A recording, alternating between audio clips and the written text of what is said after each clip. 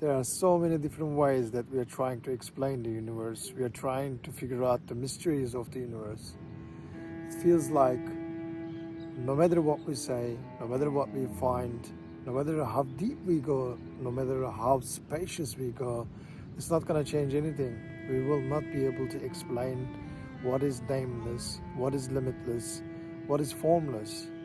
All this form that we see around us, all the beautiful things that we see, all the ugly things we see as well, still we are naming them.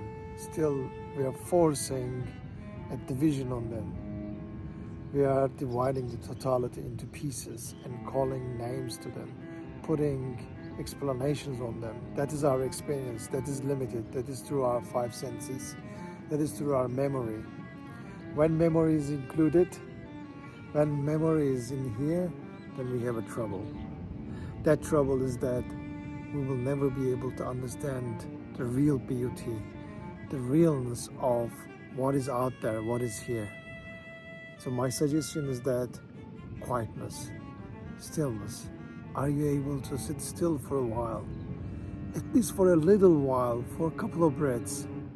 Not to worry about future, not to worry about your past, not to worry about what needs to happen tomorrow. I know it's hard, it's pressurizing, but again, I think we can all do it.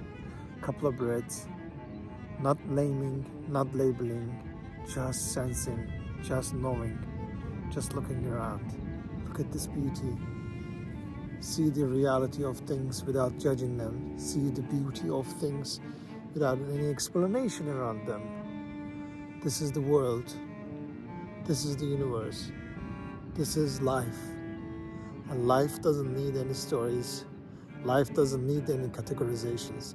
Life doesn't need any equations. Life needs wisdom, which is light, which is us. Much love to you all.